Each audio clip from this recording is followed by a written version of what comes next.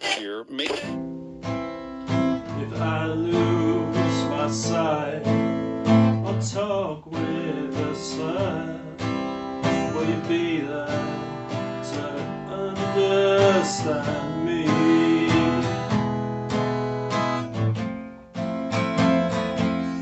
Yeah, I gotta die. MS Blues. Yeah, I've gotta die.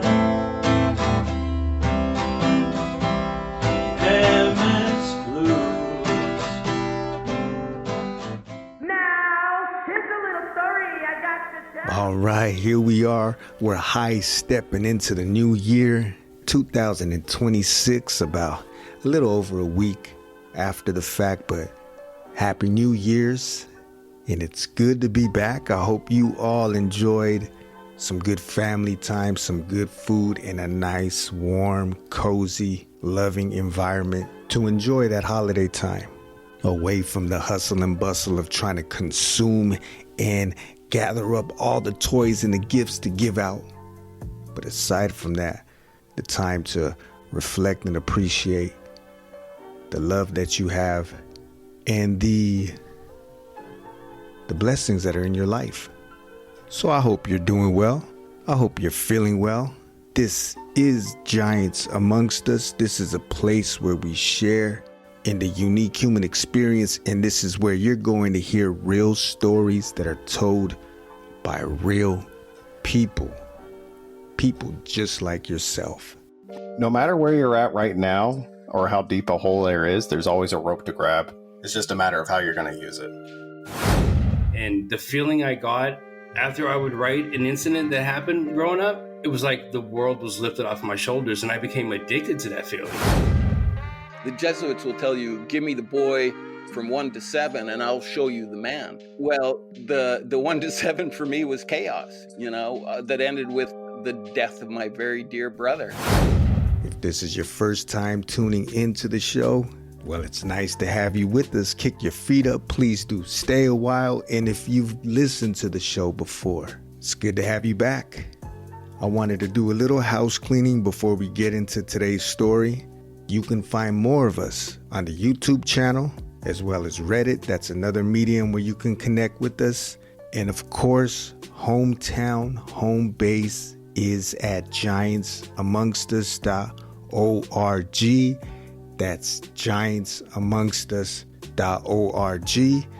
That's our website with the whole plethora of past stories, articles, and blogs, and the few other ways you're able to join in on the conversation.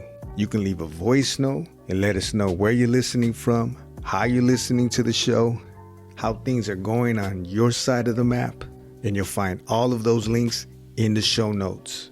So with that out of the way, let's get into it. Today, Rachel joins us, and she's got a story to tell. One time, people were driving down toward the goal, and I dove on the ball, and I got kicked in the head. I don't really remember getting kicked in the head because apparently it knocked me out. I came to when the ambulance was there, and they took me to the hospital. I had a concussion, and they sent me home.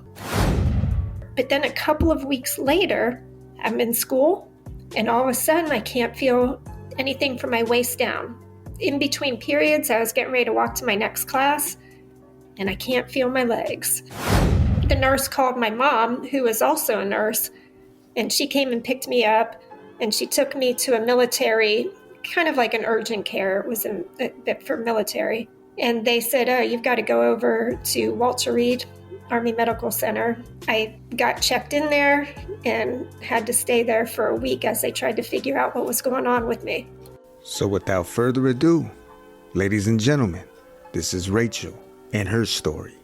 Rachel, we had a nice conversation before we hit the record button, so it's great to hear more about your journey, your experiences, what made you into the woman that you are today. And first of all, one more time, I just like to say thank you very much for taking time out of your day, because you could have been anywhere. You could have been doing anything, but you're here having to sit down, and I appreciate that. So how are you doing? How's your day been so far? It's been well. Had a great day. That's good to hear. That's good to hear. And, just to open it up right out the gate is the fact that you do have a memoir. You wrote a memoir, and you were sharing with me beforehand, before we started recording, that the whole point of it before was to share this with your two children, who are now grown men now. And this details a lot, probably some of the meat and potatoes of what you'll be talking about today. And that I'm going to link the information for that in the show notes. So anybody who's listening and they feel compelled or gravitating towards reading this memoir that you've written, they'll have access to do that. So with that being said, Rachel, if you don't mind just opening up and just maybe sharing a little bit about some of your background or your childhood and how it was for you growing up. Absolutely. I am a military brat. I grew up, well, I didn't grow up, but I was born in Texas, and I lived there for 6 years. And then the military took my dad to New Jersey for just a short little stint. And then we went to Germany for 3 years. And then the final destination was Virginia. So throughout my journey, I'm a very social person. So everywhere we landed, I had to meet everybody on the block, get to know everybody before the moving boxes were even put into our location. That wasn't hard for you to No. to pick up and start over again and lose friends and then gain friends? That wasn't hard for you? No, it wasn't. In fact, my sister loved that. She had a little sister who liked to go out and meet people, because she would send me out there to meet everybody and then introduce her to people. She's 5 years older than me, and she would just push me out there and say, set forth, go find everybody, tell me how they are, and then we'll go The ahead. recon mission. That's right. That's exactly. So if they throw eggs or tomatoes, you're the first one to get hit. But if it's open arms, That is exactly. you also get that too. That's is cool. it. Yes. So I have always been the one to go out and meet everybody, because I like to do that. I'm definitely an extrovert. So the final landing spot for us was in Virginia. So I got to actually spend time in elementary school, middle school, and graduate from high school all in the same area. Even though my dad was still in the military, we lucked out that way. So the friends that I had in elementary school from 4th grade till I graduated high school, we were always together. That's cool. So that was pretty awesome. Yeah, and what I remember, just going and retracking the backstory that you shared with me to kind of give me, just to get me up to speed of some of the things that you dealt with early on, or some of the things that came to be, and that was that I don't know, would you call it a freak accident that happened to you while you were active and you were athletic as a child, or was it through your adolescent years and you were playing soccer? And when I read that, I've heard about such things that come later on in years when something isn't dealt with right when it should have been. I don't know can you talk a bit about what transpired and what happened? It's kind of the title of the book too, right? It is. From a kick in the head to a kick in the ass. Yes. So I have always played soccer. When I got into high school, I played field hockey. I did all kinds of sports. But when I was playing soccer in high school, I decided to play goalie. Wanted to try to play goalie, and my coach had said, great, get in there. And I thought I was pretty decent at it. And one time, people were driving down toward the goal, and I dove on the ball, and I got kicked in the head. I don't really remember getting kicked in the head, because apparently it knocked me out. And I came to when the ambulance was there, and they took me to the hospital. I had a concussion, and they sent me home. How old were you? Well, I was 17. Okay. And the funny thing about that was concussions. You always hear now about concussions, football players, all of that kind of stuff. There's a protocol. Back then, it was just dust No yourself such thing. off. Drink No, some dust water. yourself. That's right. Drink some water, dust yourself out, sleep. Now they tell you Oh, when you sleep, wow. make sure somebody's watching you. But then they're just like, get some sleep and you're free to go. So that's what happened. Wow. I went about playing the sport, but then a couple of weeks later, I'm in school, and all of a sudden, I can't feel anything from my waist down. It just happened. In between periods, I was getting ready to walk to my next class, and I can't feel my legs. And all of a sudden, there's nobody in the hallway. Everybody else has made it to class. And I had to get upstairs, and I didn't know how to do it. My legs just wouldn't work. And fortunately, a teacher or somebody, I don't even remember, because when you're in that much stress trying to figure out what's going on, somebody came and collected me up and took me to the nurse's office. And the nurse called my mom, who was also a nurse, and she came and picked me up, and she took me to a military, kind of like an urgent care. It was a bit for military. And they said, you've got to go over to Walter Reed Army Medical Center. So they took me to the Walter Reed. And I got checked in there and had to stay there for a week as they tried to figure out what was going on with me. And having my mom as a nurse, one would think that she's the ideal candidate to be there with you until she heard whispers of possible brain tumor. So she just about passed out. They had to put her into a bed while they took me off to run tests. Wow. It hits differently when it's your own daughter that's being diagnosed with something like that, right? Absolutely. As soon as she heard brain tumor, she Wow. turned white. I was just standing there like, brain tumor? I don't know. I'm 17. It's not going to be a big deal. Not that serious. Yeah, you don't think it's that serious. Right.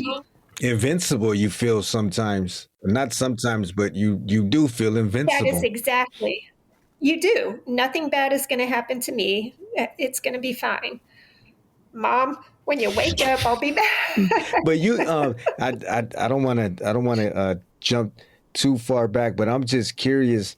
Hindsight, do you think that there was something that could have been done to prevent it from escalating? Like, say, had you went to go to a doctor and seen immediately after you had the concussion, or it was inevitable? I truly think it was inevitable. And the reason I say that is because I've done some research on multiple sclerosis, and I've talked to some neurologists, and they say that they believe that a traumatic event will actually be the gateway to letting multiple sclerosis run rampant.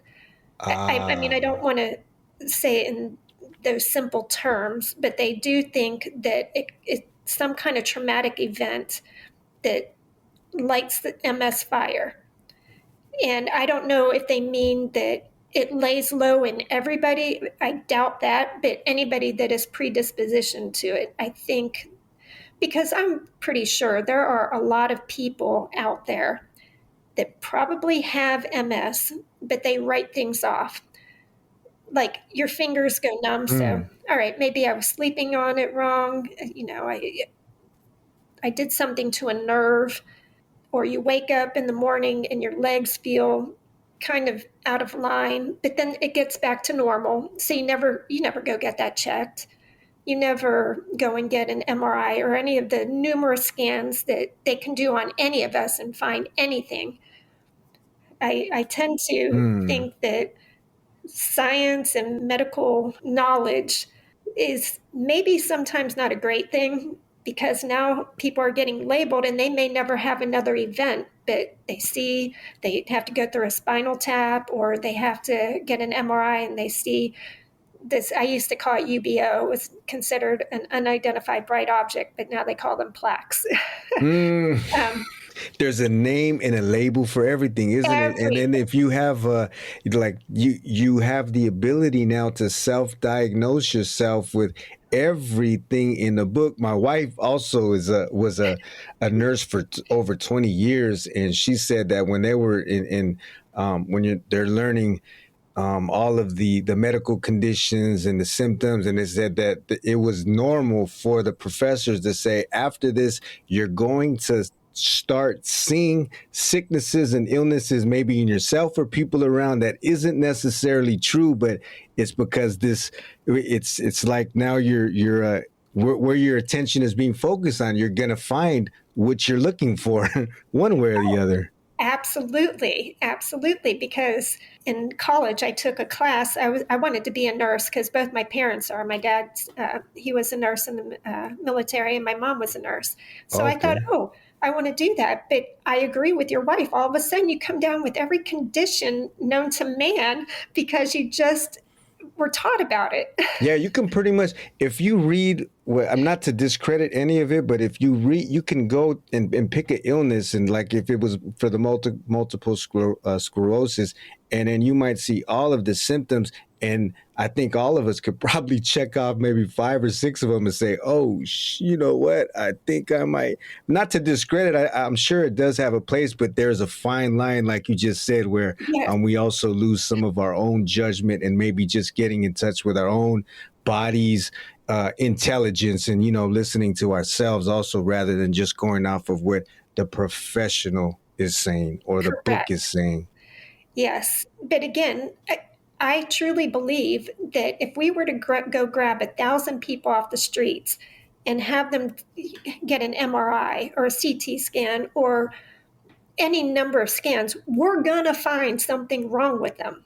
You go looking for something, you're going to find something. 100%. Yeah. So I kind of like to think, if you don't have anything that is majorly wrong with you right now, why are you going to open up that box? Just wait a minute. And I know there are professionals out there that would say different. Oh, we can stop it early and all that. But then, as we were talking prior to the show, you can get yourself into a bad place because you'll think, oh, well, I have a brain tumor. Oh, I have MS. I have cancer. I better go get it checked. Don't do that. Don't do that, because that bad place might not have to come around. You know what I mean? Yeah, I know exactly what you mean. Don't go fishing for stuff. Enjoy your life. Right. Yeah. No, that's a very, very good point. And we can get fixated on all the negativity, whether it's things that are outside our window that's happening that we have no control about, or things that are going on that we think that are going on within our own lives. And then that pretty much just always takes us away from the moment, from the present time, to just enjoy life and do things that we feel are going to be beneficial for ourselves, and then even for those around us that we love. And to get back to when you said that your mother heard the diagnosis of it being brain tumor, and then you were hearing this also and saying, it's going to be all right. What was the final take on that? What did they say was actually wrong with you, or that you were dealing with? So they took me to get an MRI, which was an adventure in and of itself, because MRIs, nobody knew really what an MRI was going to do to the hospital, to, I guess, people even. So they would take you out into this little trailer and you would get your MRI done out there. And they didn't give you headphones. Wow, you were like a test dummy then. Well, no, it had been around for a while longer than that. But okay, it was not like it is today, where they make you nice and cozy. They're like, Here, let us give you headphones. What kind of music do you want to listen to? Yeah. You just got to hear all the thumping, and it was loud. But I didn't mind it. I think I even fell asleep in there, to be quite honest, because again, I'm 17 years old. I'm just going through what they're telling me to do. As long as they can get my legs working again, it's going to be great. So after the MRI, they said that I had UBOs, which are, at the time they called them UBOs, which was unidentified bright objects. Now it's called plaques. They had some other term in between plaques and UBOs. They just keep changing the terminology, but they're these little plaques in your brain and in your spine. And they said that that's indicative of MS. We have to do a spinal tap next. Yay. Wow. Now that was something that nobody really wants to get one of those. And especially, And still, when you're hearing this at 17 years old, you're hearing a spinal tap, are you still thinking like this isn't really a big deal? It's just going to be a poke in the back, or how are you feeling now? well, when they told me that you weren't allowed to move, and again, thank goodness my dad was the assistant chief of the Army Nurse Corps. So he was there with me. And he was in the room holding my hand as I'm getting the spinal tap or lumbar puncture, whatever you want to call it. And I was warned, do not move. You don't want to get paralyzed. Okay, at 17, those words, Serious. Paralyzed, yeah, that kind of freaks you out a little bit. That's more serious. And it drips so slow. Your spinal fluid drips so slow coming out there that it felt like I was laying there, or you have to get into a fetal position. It felt like I was there for days. Oh, and then when it's done, this is even a bigger joy. You have to go and lay down and not move because of the fear of a spinal headache. And from what I understand, those are horrific. Again, I am a rule follower, so they told me just lay down, don't move around a lot. That's exactly what I did.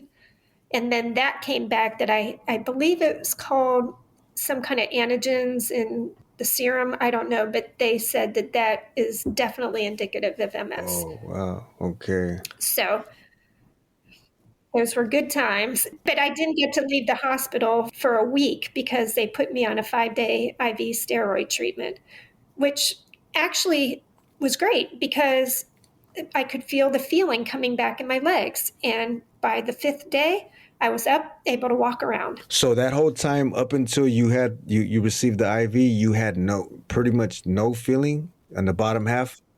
No feeling. They would ask me to walk, and when you can't feel your legs or your feet, your foot will hit and you're still standing, but then your next one is trying to move, and then you kind of flop to the ground.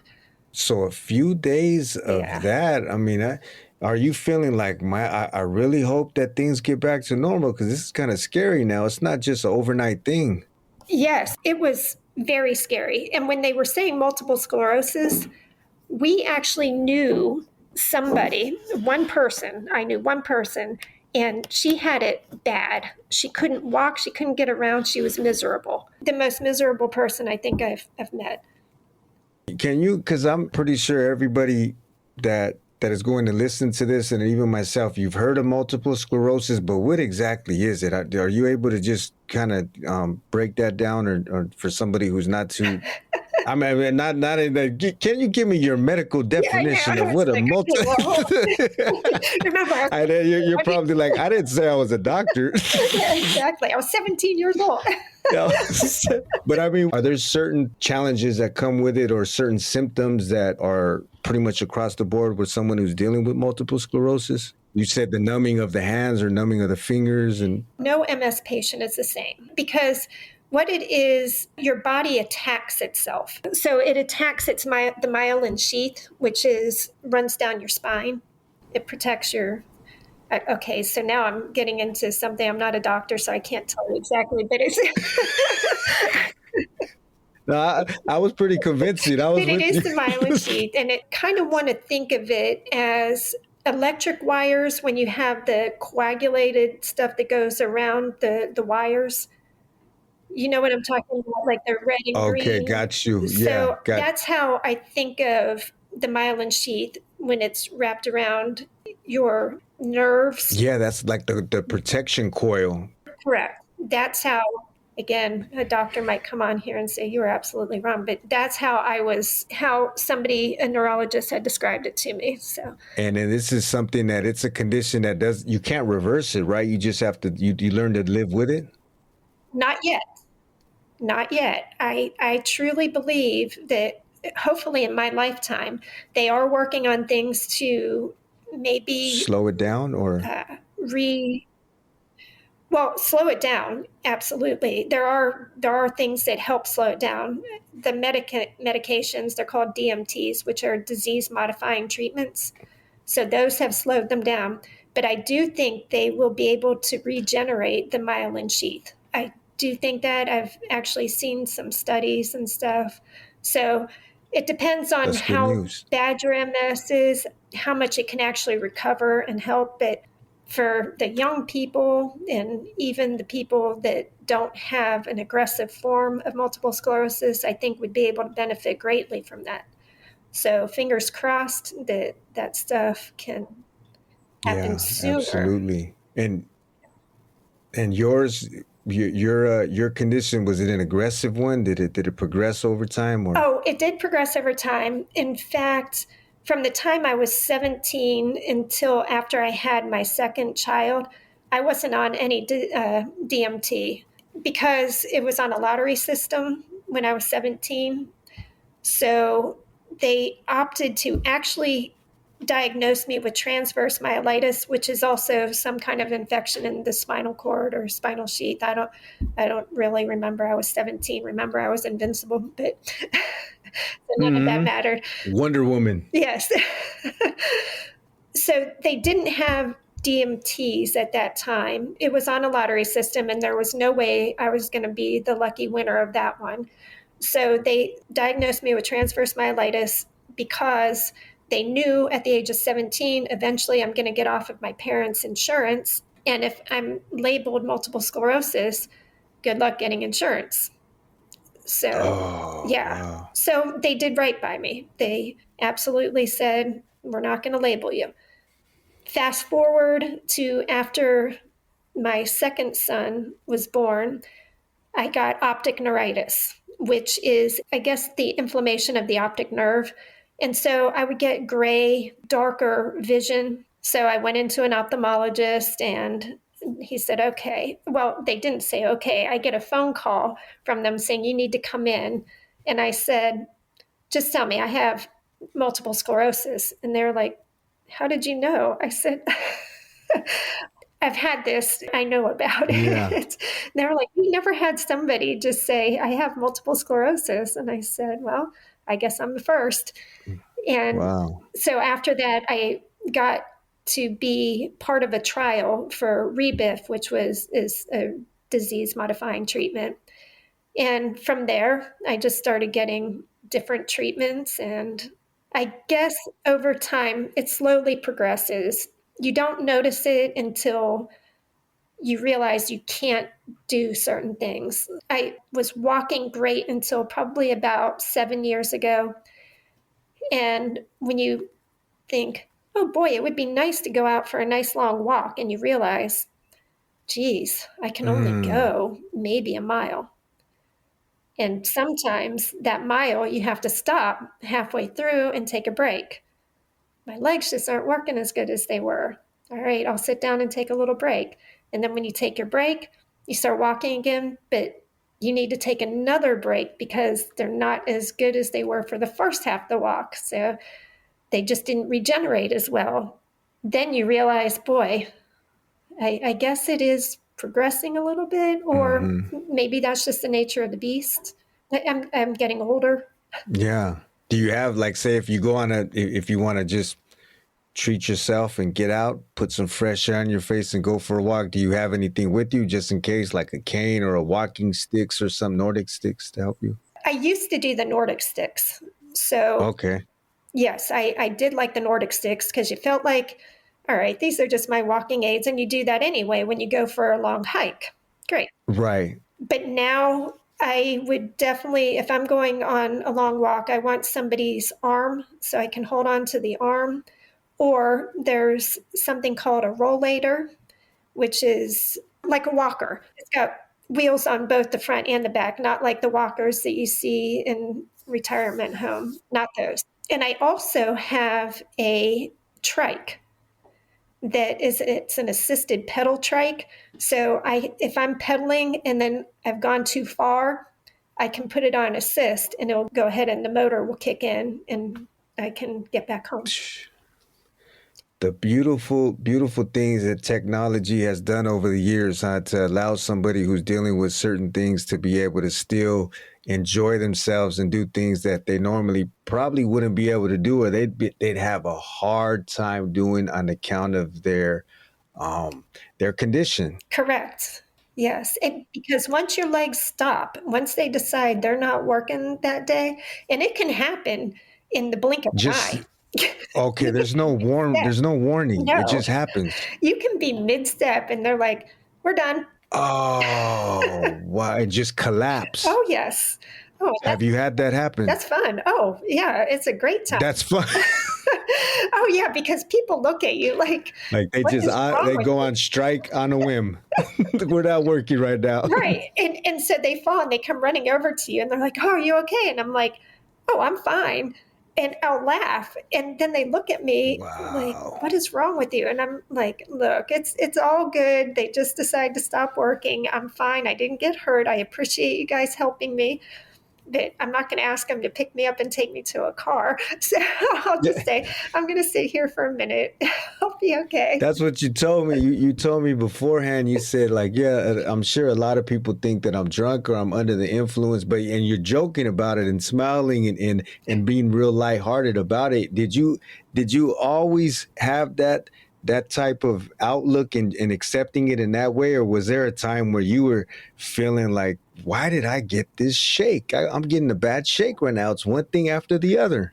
I think I was lucky, take that with a grain of salt, but I think I was lucky that I got it when I was 17 years old because I'm invincible. It wasn't going to affect me. In fact, so I was a junior going into senior, going to be a senior the next year. I went off to play soccer in college.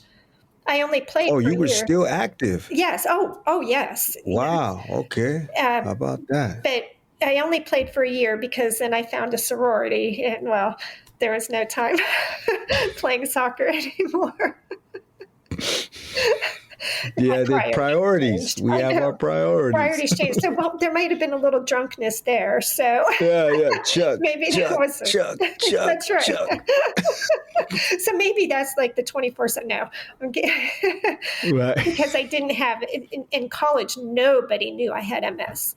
If I was having a bad day. Oh, this was your best kept secret then. It was the best kept secret until. I think I let people know that didn't already know, maybe about 7 years ago. And now everybody knows now that I have the book out. In fact, some of my sorority sisters were like, you had MS this whole time? And I said, yes. Why would I go ahead and tell you guys about that? We were in college. We're there for a reason. Yeah. And it wasn't just to party, but also get an education. That's what I was saying. There for a reason. Was it to party? Get an education. This is the higher learning, ladies. That's right. Yeah. So I said, well, why in the world would I ever say anything to you guys about that? Was it because I'm just curious. Did you not want to have that pity and just wanted to be looked at as there's nothing wrong with me? I hated pity. I dislike pity to all ends. I don't want people to pity me. And, I'm sure there are people that have chronic illnesses that do well when maybe pity isn't the word, but people want to help them. But to me, I want to help myself first. I don't want somebody to want to help me out of pity. I guess that's where it comes back to the pity, because I think that they look at me different and they feel sorry for me, which to me is pity. And then they want to help me instead of letting me ask, would you mind helping me? Because then that's not pity. It's, would you like to help me? And if they don't, fine. okay, just say no, and that's okay, because then I'll figure it out. I've never had somebody say no, but I want to give them the option. Yeah. Sympathetic, or however you want to put it, you feel like you're helping them out, but then sometimes you can get in the way of cheating them to be able to, like you said, to help themselves, and then to once again develop some type of confidence in their abilities, and not just have everybody do everything for them, because then it's like you're not evolving, but you're devolving. You're going back, and now you're being babied and you're being pampered, and now you can't do anything for yourself. There is going to be some things that you're going to need help on, like you said, but also like to be able to say, no, I got this. Let me learn it. Let me figure it out. And I'll be better for that later on. Yes. In fact, I know sometimes I get a little snarky when somebody sees me trying to get up and walk somewhere, and they're like, here, let me help you. And I'm like, no, I can do this. And then I feel like they're hovering around me. And I appreciate, because I know they don't want me to fall or hurt myself. They mean well, yeah. They mean well, but sometimes I get a little irritated, because if I'm in a familiar surrounding, I know where I'm going, what I'm doing. I have things that if I have to grab a hold of, if I feel like I'm going to go down, I know. You don't have to hover around me. And I feel bad. I feel bad about saying this now, because I don't want somebody to hear this and think that I'm ungrateful. It's like a tricky dance, because there's some people, like, say for instance, that are meaning well, and they want to help out, and this might be the first time that they've encountered just someone who needs that type of assistance. Never mind what their condition is, but just someone that they see, oh, they need a little bit of help. Let me help them. But on your end, you've been through this plenty of times, and you have people that sometimes always just assert themselves into the situation, and then so you're seeing the overall, like, how many times it's happened, and this person has seen that one time that I can help out, and it's like a contrast in interest right there. He means well, but you're getting tired of, I've already had 8 people today try to do this for me. Just let me go. Yeah, let me be. Exactly.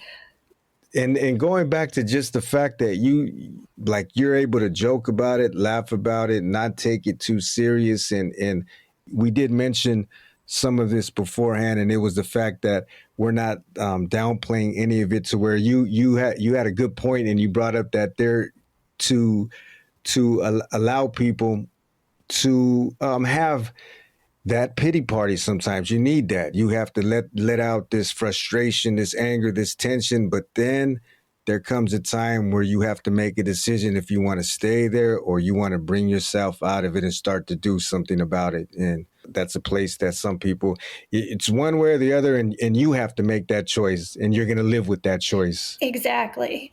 You can either decide to pick up your, well, I was going to say pick up your big girl pants, but it's also big boy pants, and move forward and learn to live with it. You don't have to be happy about it, but this is the hand that you were dealt. So start playing the cards. Get them out there, play the cards. And I also have run into some people that really need to make sure that they talk to somebody. Go see a therapist, because I'm learning that there are a lot of people that as soon as they hear MS, they'll say, I am so young, I have this, am I going to live to get married? I have never, and now there is argument about this too, but I have never, ever heard of somebody dying from MS. I've never, ever heard about an autopsy report that comes back that MS was the cause of death. You die with MS, you can get hit by a car and you died with MS, but that wasn't the actual cause of death. Just like you can die of pneumonia, you can die of a heart attack, and happen to have MS. Maybe MS weakened this stuff and was a gateway to it, but I have never heard of MS as a cause of death, a medical cause of death. Maybe, have you ever heard of that? Yeah. I can't say I have. No. Yes. And so people are worried that MS is going to be what is written on the autopsy report. Death caused by MS. You die with MS. Or maybe the other fear is that it's really going to cripple them and they're not going to be able to do the things that they once enjoyed doing. But it seems that you have your challenges and there's times when your legs just give out. But I mean, is it safe to say that you're still doing things that you've always enjoyed? You might not be playing soccer anymore, but I can't mean, ski anymore. I can't play soccer. I can't go for. so you're legally blind? So in order to be legally blind, you can't How does see that work? light at all from that eye. I can see light from that eye, and I have peripheral vision, but I can't see straight ahead because the tumor was on my optic nerve. And I guess we should tell everybody about my ocular melanoma. Yeah. How did that? Because this was you had the diagnosis with the multiple sclerosis, and like I kind of got ahead of it too because I said your joyful spirit. Never mind the fact that it seemed that you were getting hit with one thing after the other. It's like, how much more can we just lay on top of her and see see if she's gonna cave? And so yeah, so you can share how that all transpired and what took I'm place. making it sound like multiple sclerosis is the best chronic illness in the world.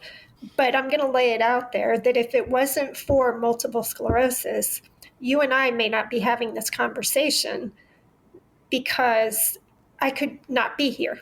I went in to change my multiple sclerosis medication. I wanted to go on something called Gilenya.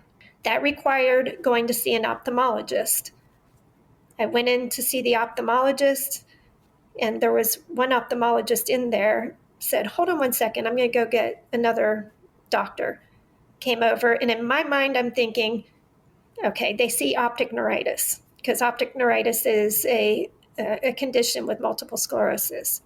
That's what they're seeing, not a big deal. So I even said to them, oh, I have optic neuritis. I said, I'm thinking that I'm having a relapse of it because I do have a little darkness in my eye. They said, no, it's not optic neuritis. And I said, I don't know that they know what they're talking about, but okay. So then they said, we're going to send you to see a retina specialist. And I said, all right. Again, I don't know that they know what they're talking about, so fine, I'll go see this retina specialist. I go by myself to see the retina specialist. 8 hours I was at the retina specialist. I was the youngest one there by probably 20 or 30 years. And you were still a teenager at this time? No. This was only 14 years ago. Okay. I was still the youngest person there because. Got you. Yeah. And you had to go in and out of rooms. So you would go in and get a test, and then you would go sit back down. Then they would call you into another room. And I kept hearing tumor, mass, all of this words that I knew weren't great, but nobody was grabbing their hair yet and running out of the room. So I thought, okay, I'm still, but 8 hours not eating, having nobody to talk to, your eyes are dilated the entire time. And they finally said, okay, we're going to do a dye test on you. So we need you to come in. We'll hook up an IV to you so that we can do this dye test for your eyes.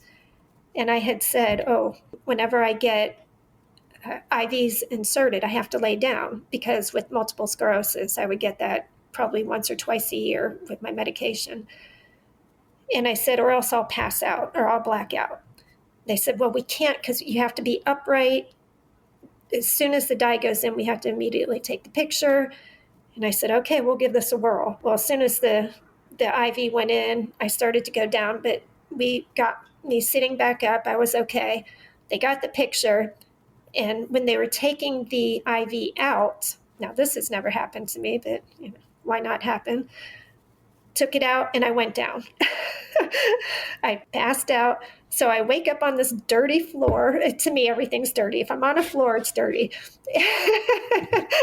And I was so grossed out about it. And they were like, here, let's get you a pillow. I said, oh, can we just get me up off the floor?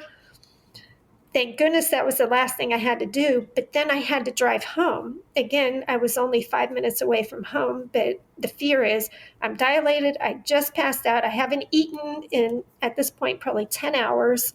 Fine. They had to give me these little glasses things that they're for after a surgery.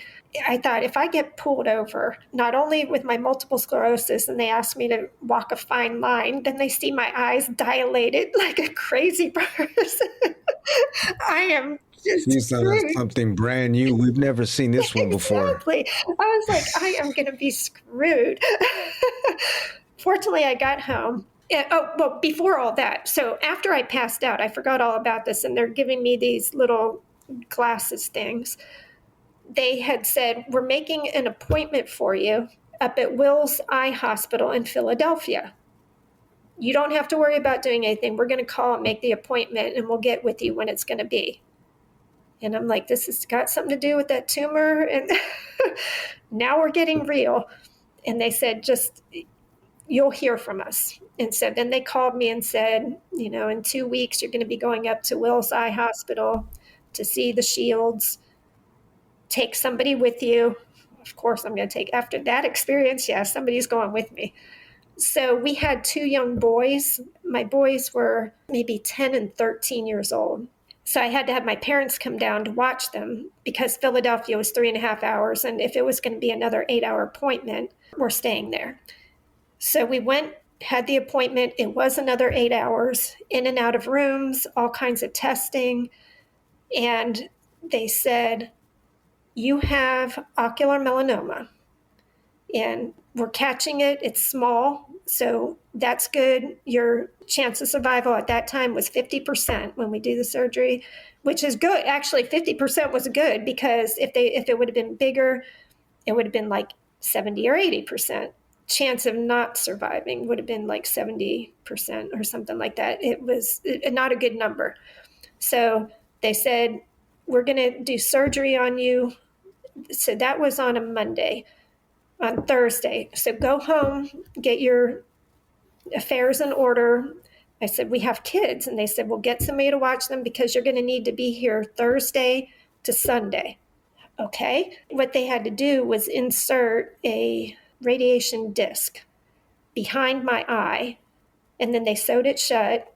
And then you went back in on Sunday and they removed it. Oh, yeah, this was such a fun time. God, they're inserting it behind your eye. I'm thinking of, not to make a joke of the situation, but I'm imagining when you see these movies about a UFO abduction and they have them laid out and they're doing all these probings and they're poking in places that there shouldn't be any probing going on, and you're on the other end of that.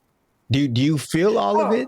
I felt it all and more because when they told me, well, I mean, not the actual thing, but when they told me, we are going to be inserting this disc behind your eye, in my mind, I'm thinking, how is that disc going to get there? Are they going to have to cut this side of my eye? Do they pull your eyeball out?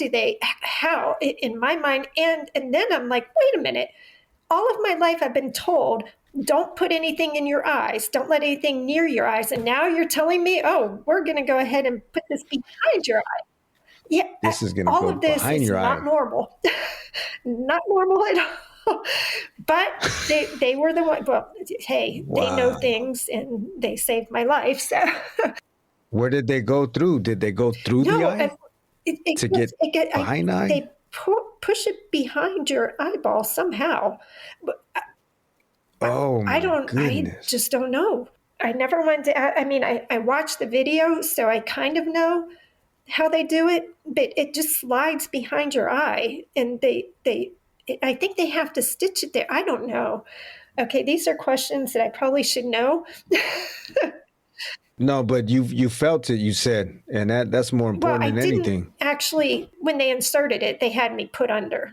So again, I don't know what was going on when it was happening, but I did know when they had my eye sewn shut, because when you shut your eyes and you try and you're not thinking, you don't just open one eye at a time, you open them both. So with it being sewn shut, the searing pain that goes through that eye because it can't open is horrible. So for those 4 days, I tried to keep my eyes shut as much as possible. There was no TV watching. Fortunately, my husband was there, so he read me books. And we would have the radio on or the TV on, and I just didn't watch anything. I had to assume he was feeding me some good food. And The trust. yes, I I'm just had to trusting you, assume dear, all of with my life. yeah. Yeah, so it was not fun. You had company. That's good that you had someone with you while you're laid out, not really able or not wanting to open your eyes because of the pain. Right. And my I goodness, slept a that lot. I slept a lot. In fact, I didn't even stay in a hospital.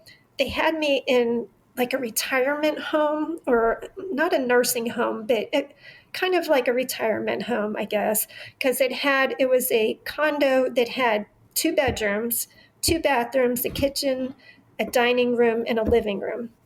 And they had 2 bedrooms because he wasn't supposed to stay in the same room as me because I was radioactive. I actually had these things on me labeling me radioactive. So anybody that saw me would be saying, oh boy, we need to stay away from her. So I wasn't allowed out of my place. He was. So he could go out and get us food and stuff like that. But he wasn't supposed to sleep in the same bed. But he did. He was okay with that. And that was 14 years ago, and thank goodness he's still alive. So I guess the radiation. Yeah. And I have heard from other people that they also, the same thing, their husbands said they were staying in the room with them. So I guess it's an abundance of caution.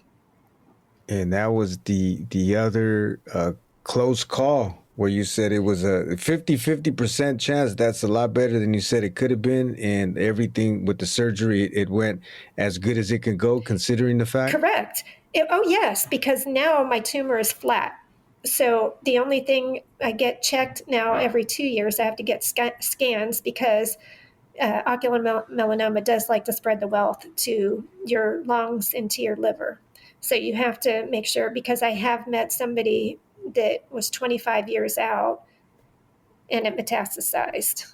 So she ended up passing away. On the count of that, I you don't have to answer, but I mean, I'm just curious what goes through. Everybody's going to be different the way they deal with it, but for you and then you getting past the surgery, I'm just curious if you had a lot of those fears inside of you that you dealt with for a time, like, my goodness, I hope this doesn't just show back up. And it takes away you being able to live your life because this is still something that's in the back of your mind, or it's weighing on you like, my goodness, it could change any minute. And I'm like a ticking time bomb. That is exactly when I first had to go do the surgery and then go back every 3 months to get checked for the first year. And then I went back every 6 months. My fear was that I wasn't going to see my boys graduate from, first of all, even get to hit 16 or 18 years old, graduate from high school. I'm not going to be a grandma. All of those kind of things went through my mind. And I imagine that goes through everybody's mind. In fact, I've been very lucky because there are so many people that when they get diagnosed with ocular melanoma, it's large, and their lifespan was, I'm sure, cut much shorter than anybody would have ever guessed. So yes, it was very nerve-wracking. Wow. Knock on wood. I've seen my oldest son get married to a lovely girl, and my youngest son, he passed the bar, so he is now an attorney, and I hope to see him get married, but I don't see any reason that I won't be able to, because I have the same probability of getting hit by a car that anybody else out there has. So I'm not going to worry about it. There are so many things that can happen to me that are unexpected, but I'm not going to worry about those. So I'm just going to keep my proverbial eye on the ball and keep getting my scans and doing everything that I can to keep myself healthy. And it's always going to live here, but it's not going to dictate how. Correct. Dormant. Yes. It always is going to have, it's going to be here, but I'm not going to provide it a seat at the table. That's a beautiful way to put it. That really is. And I think the things that you're doing, everything that you mentioned, it's only going to strengthen the powerful innate ability the body has to heal and to stay well when you're doing these things, because everything is connected, from the psychological, the emotional, the physical. And so maybe you're eating well or you're exercising, but you have stress up the yin yang, you're anxious, you're in constant worries, and that's going to promote a lot of things going on within you. And that can also help reactivate certain cancerous cells. They even have studies where the stress can enhance, or it can really bring to life these tumorous cells, in the opposite, or having the opposite frame of mind, where you're living your life, you're filling your life with things you enjoy, you're filling your life with love and embracing the moment, and appreciating the people around you and what you have, the thankfulness and gratitude and all that type of thing. That could have the opposite effect. And like you said, where maybe you do have this in you, but it's dormant. There's no food for it to grow. You're starving it. Exactly what I'm trying to do, is starve it.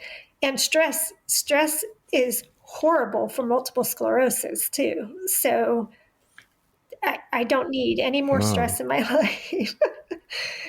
And people always say, well, don't stress about it. Yeah, good luck with it. Everybody's stressed.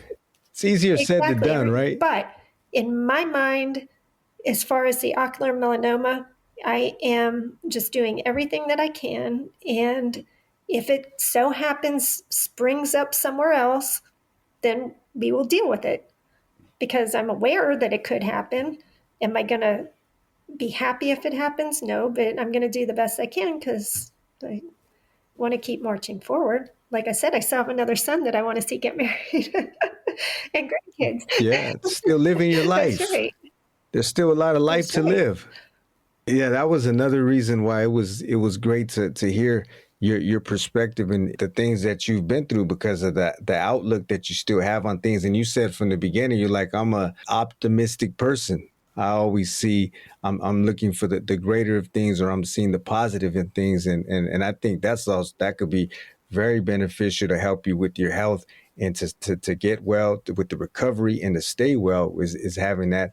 I mean, there's some people may say, oh, you're just, that's wishful thinking, or you're but there's a difference between, like you said, you are aware of these things. You're doing everything within your ability and your control that you can do to prevent this, and everything that is going to happen outside of that, why worry about it if it's going to be out of my hands and out of my control anyways? I'm just going to live my life and make the best of it while I do have still some breath in my lungs and some days to look forward to. I just want to enjoy life. And you can't enjoy it if you're constantly worrying about other things. They take over. Those worries take over. They do. They paralyze you. And I'm not a what if. I don't believe in what ifs. What if it comes back? Well, what if it does? What are we going to do about it? What if I'm hit by a car? The ceiling could collapse right now. What if that? I mean, you could go on. The list can. Exactly. Just like somebody had asked me, they have a ton of plaques in their body from multiple sclerosis. Am I going to die? No, you're not going to die. You're not going to die. And I don't care if you have 1,000 plaques. That doesn't mean that you're going to have any kind of disability. You can have one plaque and it's in a really bad spot, and that one plaque can cause you to be disabled. But I don't care if you have 1,000,000 plaques. I really wish neurologists wouldn't tell people how many plaques they have, because people with chronic illnesses focus on numbers and how it's going to affect them. They're not seeing the blueprint on where those plaques reside in their body, especially when they say, and my pinky was numb. Well, congratulations. That's awesome, because when I fall asleep on my hand, my entire hand goes numb. You're very lucky it's only your pinky. And then they'll say, and it lasted for a day. Again, that's great. Oh, but I have 1,000 plaques. Okay. Can you live with that pinky being numb? Because if that's all those 1,000 plaques are going to do to you, continue living your life. Right. Don't worry. And I just wish people wouldn't focus on the what ifs. Mm-hmm. What if that plaque? That's probably where, like, people that they can't seem to get over that, they can't seem to get past that. That's probably where, how you said, something that could be helpful is if they have someone to talk to about it, because that's something that they're going to have to deal with, come to terms with. If not, then it's going to be just a dark cloud over them that eventually will probably end up consuming the zest from or any potential to enjoy the rest of their life. And that's a scary place Yeah, it to will be. eat away at them. Did you go through for yourself, or did you, like, during the times of where maybe you had some depressive episodes? No, I don't know what it looked like. Did you speak with? No, like I that told was you, I am an eternal optimist. So that's just ingrained. That's just part of your DNA. yeah, I think so. But I would highly recommend to people to talk to somebody, because I'm not saying that there are times that maybe it would help me, but I am also an open book. So as soon as something is bothering me, everybody's going to hear about it. You voice your concerns, right? I do. You don't bottle things in. Right, I don't. And I'm very fortunate because I have a fantastic support system. And maybe these people that find themselves in a bad place just don't have a support system. And I don't even know how to tell them to find a support system. I'm lucky because I had a wonderful, my dad is wonderful, my mom was wonderful, my sister, my husband, my boys. I have a great support system surrounding me, so I can bounce things off of them. And my friends are also there. If I don't have somebody here I can talk to, I can just text somebody and say, hey, you have a moment to talk? And they'll get on the phone with me. And I really wish everybody had a great support system. And I wish I had some kind of magic wand that I could wave so that they had it. I don't even know how to direct them to them. However, there are support groups. So Yeah, you're right. Especially with the wonderful age of the internet, there's communities for, you name it, whatever you're looking for, whatever you need. And I'm sure there's, like you mentioned, there's support groups for people that are dealing with this specific condition. And they wouldn't have to even go in person. They have Zoom ones now. So it would be well worth looking into, because then they're with like-minded people. I know there are people out there that don't have family and probably feel very isolated. And I would think it would be very beneficial for them to get therapy and to join a support group, to have a wall to bounce things off of, and just the friendship. Do you want to grab a coffee? Want to get together? Mm-hmm. It does good. It does good for the soul and the spirit. I've seen these documentaries of people, I think they call it the blue zone, where there's certain parts of the world and these people live to be a small demographic of people. They live to be, I think the blue zone is considered over 100 years old. And there's an island in Japan. There's a few other places, but Japan is the one that sticks out right now, and I'm able to recall. But one of the main things they ask him, like, what is it with this area and these people? And one of the main things for them is, even at their age of 100, they still get together. They garden together. Like you said, they have tea, they're having coffee. They're even doing like some Tai Chi or these exercises together. And it's like the sense of community, of support, and this camaraderie that we've built, these relationships that we've built. And this has been our medicine to keep us not just alive to be 100, because you could be 100, but if you're crippled and not able to do anything, then what is that? But they're still able to move around, enjoy themselves, and live a happy and joyful life at the age of 100. And that was one of the main things, was just to be able to bond and interact on a personal, intimate relationship, share that time with people that they've grown to know, enjoy, and have a very beautiful relationship with. Sounds like a great reason to get up in the morning. That's right. Yeah. Rachel, you mentioned that you're an open book. I want you to kind of touch on the whole reason for wanting to write this memoir in the first place, because you do have a memoir out, and I'm going to link it in the show notes so people can be pointed to this book that you've written, this memoir that is now available. But if you can just talk a bit about the whole reason behind you wanting to write this and how that played out. So I came across journals that I wrote when I was 17 because my neurologist had said, start writing a journal and taking notes about feelings. Like if you lost feeling in your fingers, take notes and how long you lost the feeling, when did it come back, just journal. And so I kept doing that even through college, even though nobody knew about this, I would still pay attention to my body, listen to it, take notes. And I stumbled upon that and I thought, you know what?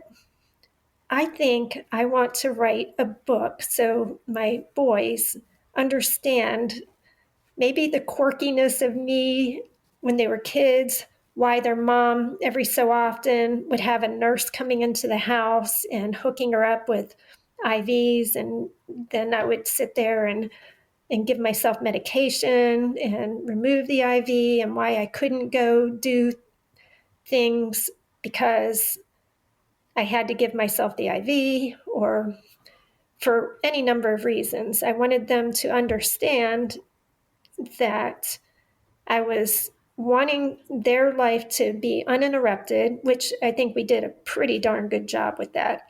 And I never missed, I can't say never, I think there was 2 games. My boys played all kinds of sports like I did. And I always wanted to make sure I was at a game. I never wanted them to feel like I didn't want to be at a game.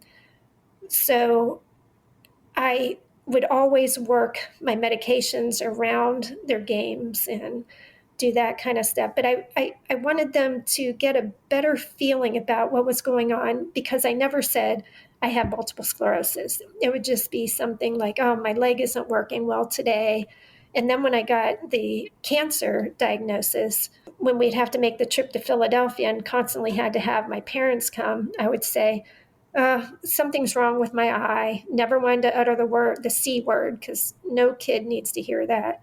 So I just wanted them to get a glimpse of our whole life, the boys, our whole family, get a glimpse into how I was trying to maneuver and run life so that they understood it was all because I wanted us to have just a normal family. They didn't find out, I don't think I told them about any of this like by name until they were 16 or 17 years old.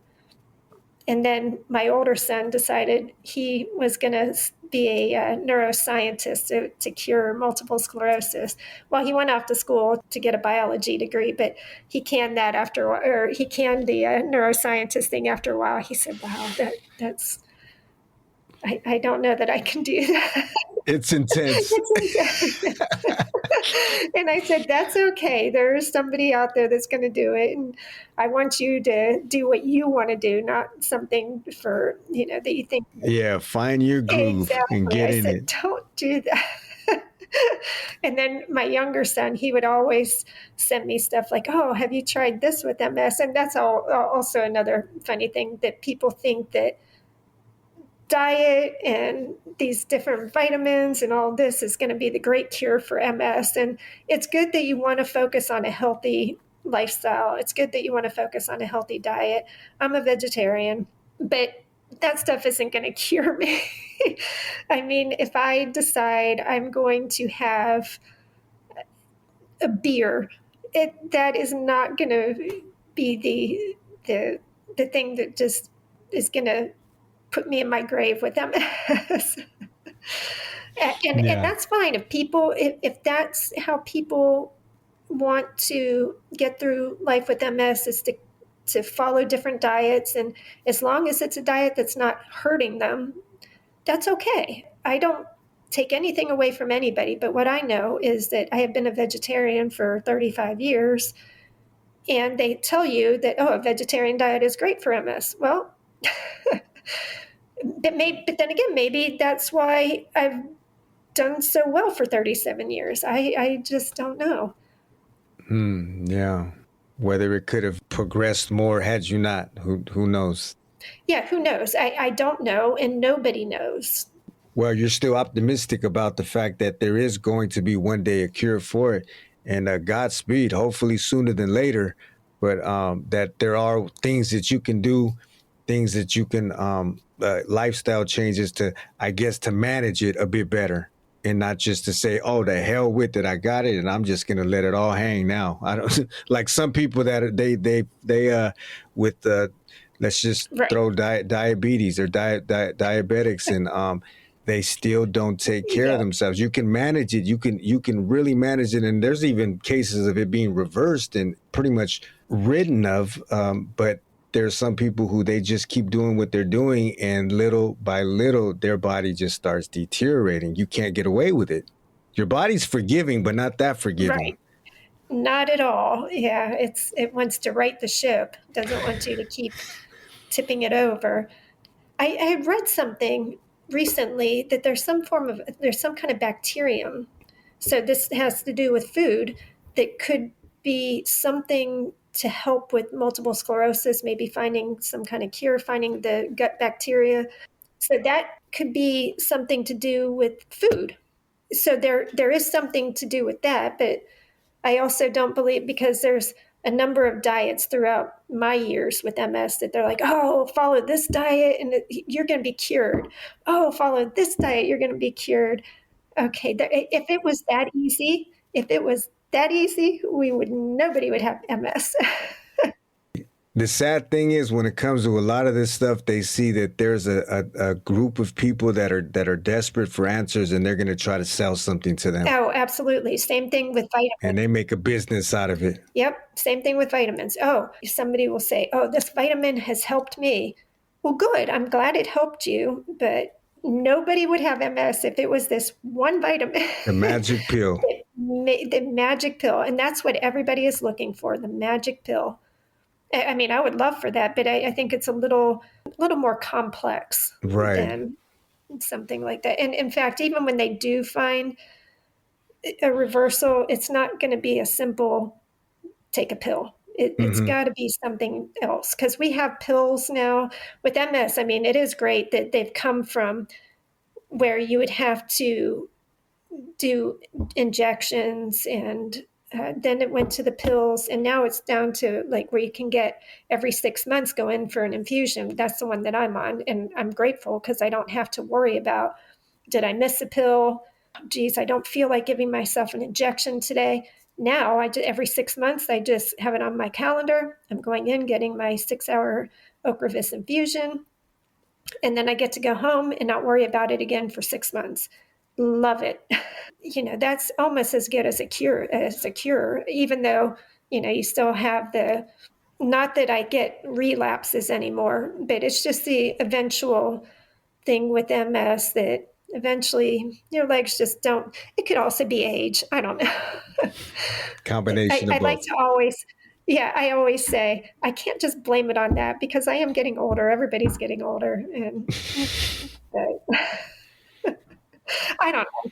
I just don't know. I don't have the answer. Right. No, but it sounds like you're still living your life. You're still enjoying your life. You have some beautiful people around you that you're able to spend and cherish the days with. And that's wonderful. And then with the idea with the book, with the journals, you revisiting the journals and you piecing it together. And you said that you wrote it and you didn't. That was something I was going to ask you, but I let you just carry on and you answered my question, because I was going to ask you, so this whole time, or for how long did you hold off on telling your children or your two boys about it? And you said not until they were 16, 17.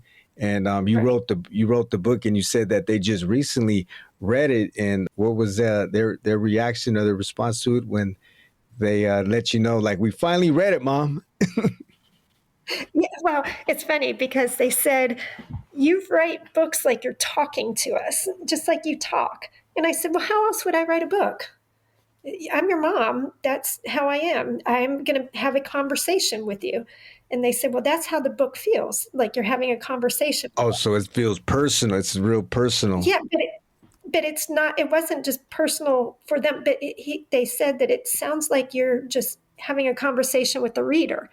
And I said, that's my good. Intention. Yeah. Yeah. I said, that's my intention. It's not this is what you have to do. This is going to solve everything. This is my life. And I'm just telling you about it. Oh, I guess that was a compliment then, because that was how you were trying to come across, right? Come across as like, this is a personal conversation that I'm having. It's not a manual, a reader's manual on what to do and how to do it step by step. And that kind of takes the emotion and the intimacy out of it anyways. I think if you're reading, you could read a manual to how to clean your coffee machine it's pretty dry. Exactly.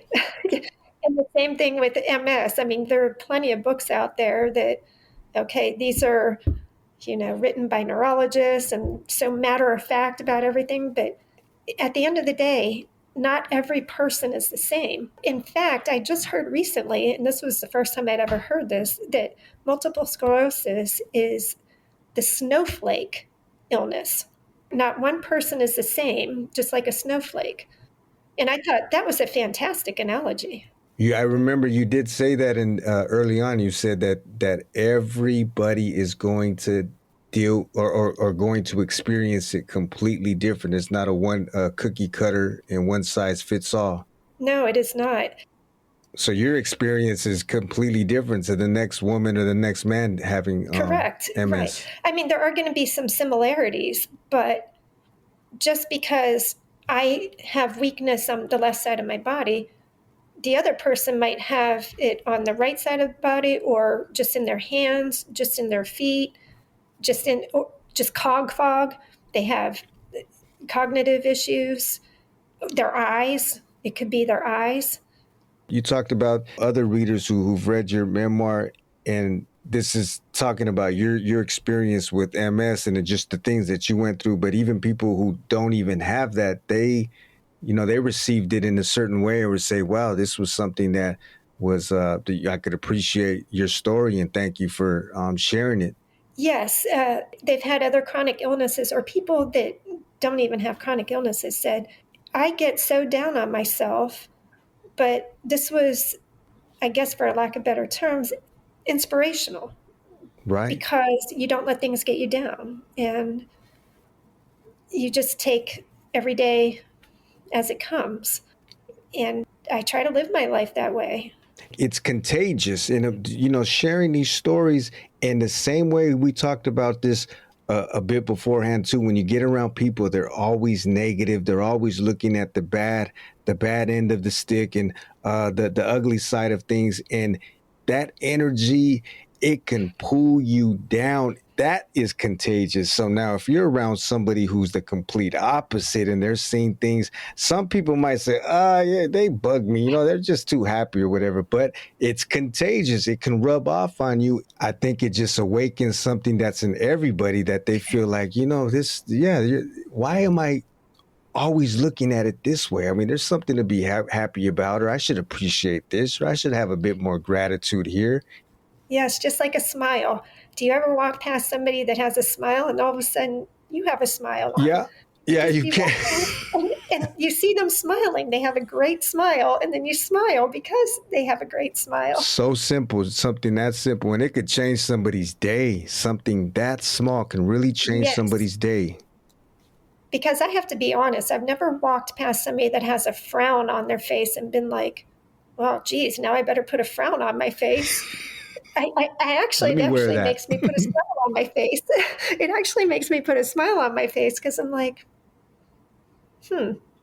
I hope they have a better day. And so that's probably what these readers are. They came across. They don't even have a chronic illness, but I guess you peppered that. I'm sure it's in your writing and in your story is the optimism or the outlook that you still have, and the upbeat that you still have, and the joy that you still carry, and it comes across in people that are reading it, and probably them reading what you have been through and to still have that outlook and that spirit. They're like, wow, this is a bit of an uplifter. I needed that. I need a double dose of that.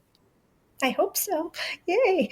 The interesting thing I have to tell you is, since I wrote this book, I have been contacted by 4 different people that have both ocular melanoma and MS.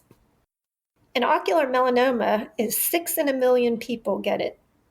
Wow. 6 in a million. Wait, 6 in a million? 6 in a million. So yeah, let that sink in. And I've met 4 people who have both like I do. So there's 5 of us right there.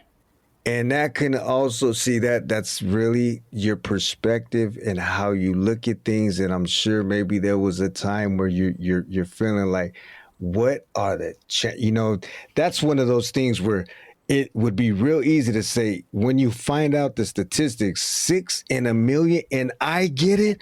What the? I mean, it's hard not to. Yay, lottery. Oh yeah, you can look at like, wow, I'm just a special specimen. I am. To have that, and then to have that, but also you can take that one way or the other, but then to have that, and then how you mentioned that the 50-50 chance of surviving, and you ended out making it. The cancerous cells are now dormant, and you're not giving them a place at the table anymore. Nope. Do not want them anywhere near my table. That's awesome, but I did not know. See, that's a striker right there. 6, and you've met 4, so there's 5, and well, 4 that have both. I've met a lot of people that have ocular melanoma. I mean, by a lot of people with ocular melanoma, we have groups on Facebook.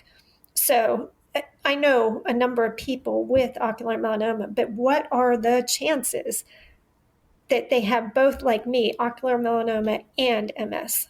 That was what was really crazy, because I'm thinking, okay, 6 in a million, and I know 4 others that have the same things I have. And you mentioned before with the long walks, do you still take those long walks, but you're just a bit more precautious? Like, just say, for instance, things that you want to do, if you want to get out in nature, you want to get on a bobsled and let the wolves pull you around the snow, or Oh, that would be awesome. I would love to do that. Is it safe to say you take precautions with whatever it is that you're doing? I do. And I do use a rollator. If I know, let's say we want to go to an outlet mall and I want to be able to walk around, I will take this rollator.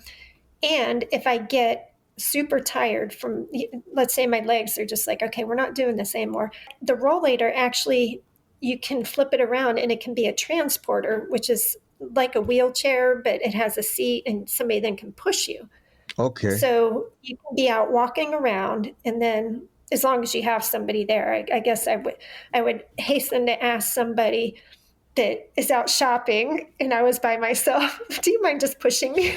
But if I had somebody, one of my clan with me, I would say, okay, I'm going to sit down now. Can you push me? Yeah. I don't think it'd be very nice to go up to somebody. Listen, my legs have given out on me. Do you mind if you push me around? These are the stores I want to go to. Just pamper me a little bit, right? Exactly. You can take me to get my feet massaged. You don't mind waiting, right? That they have those options and those type of devices and tools for people that are dealing with that's pretty cool too, because years ago, you had something, whatever it was, and it was pretty much just put a Band-Aid on it and drink some water and pray to the gods that you're healed. Exactly. Yeah. Yeah. You have to pray real hard. Yeah. But it is nice that there are so many options available, because if a cane doesn't work for you, you push the rollator as long as your legs will let you. Again, you get tired and you're with your tribe, then you just say, hey, I'm going to sit down. Let's go have a drink or have something to eat, and let's see if my legs will recuperate. And if not, then okay, well, push me around a little bit more if you want, or push me to the car and I'll wait for you. I mean, you have to be flexible. No. Yeah. You can't Yeah. insist that somebody does. I definitely agree. Wow, but the way everything played out, you were taxed once, twice, 3 times, who's counting? But you still have this optimistic outlook. You wrote this memoir to share with your boys, to let them in on some of the behind the scenes of what was going on. And then this was for them, but in the process, other people have read it and it touched them in one way or the other. People that are dealing with their own illnesses, people that aren't even dealing with their illnesses, but maybe just dealing with their outlook on life, or maybe a narrow-minded point of view, and it's broadening their perspective a little bit and giving them something more to aspire to, or something more to look forward to. And the glass can always be half empty, or it can always be half full. Whichever you prefer, it's going to be that way for you. And it really has been a pleasure and a joy to speak with you, Rachel. And you've already graced us with a good amount of time.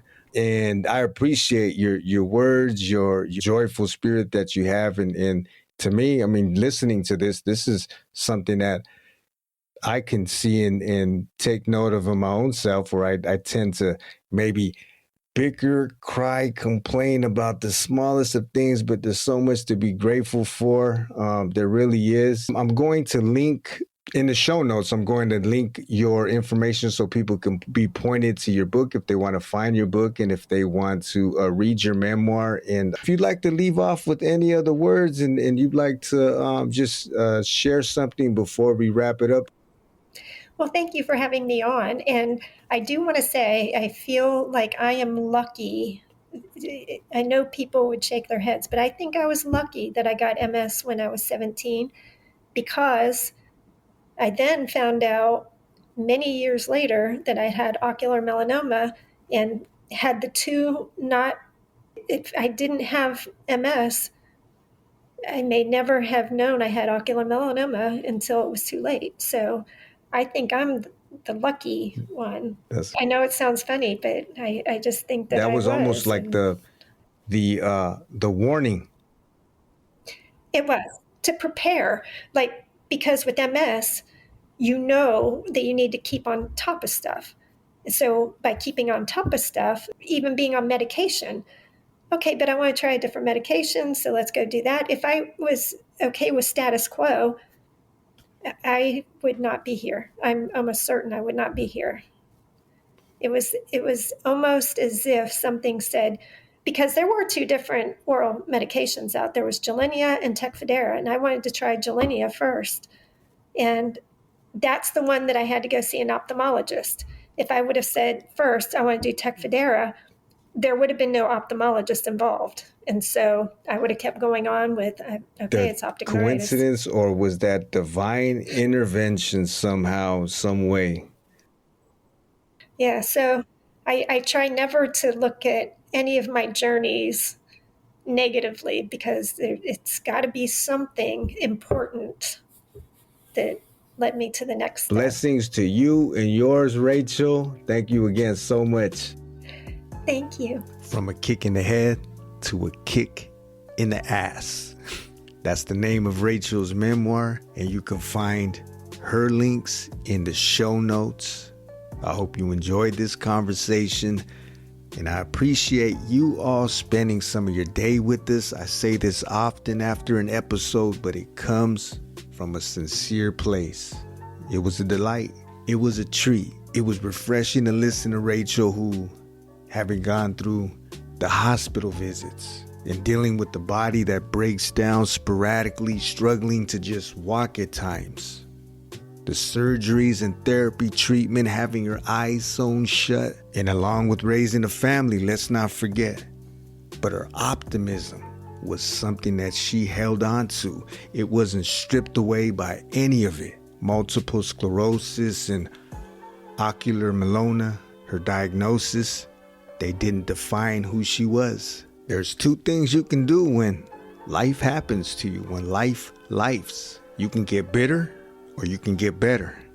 Rachel, she's chosen the latter. She's still living, she's laughing, she's celebrating life with the wonderful support from both of her boys and her loving husband. Rachel, once again, thank you for sharing some of your journey with us. You are a giant amongst us. And one more time before we rock out of here, I appreciate you. Every one of you who has been a part of the show, every one of you who tunes into the show and sharing some of your day with us, you know how to reach out to us. The links will be in the show notes. Let me know how you're feeling, how you're doing, how life has been on your side of the map. This is a two-way conversation. I always enjoy hearing back from you. We're here to grow together. We're here to build together. We're here to take ownership of our lives and make things happen and understand that we have the ability and the power to write and live our own script. So here's to a new year. Here's to a new day. We're going to catch up and do this again real soon. You be safe out there. You be sane and be the change you wish to see.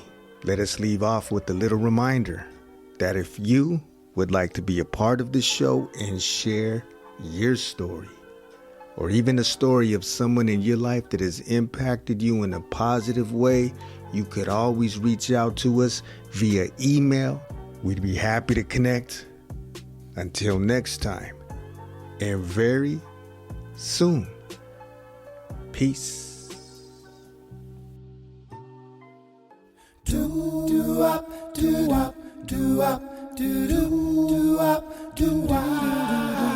I'm looking for a sign to know I'm on the right road.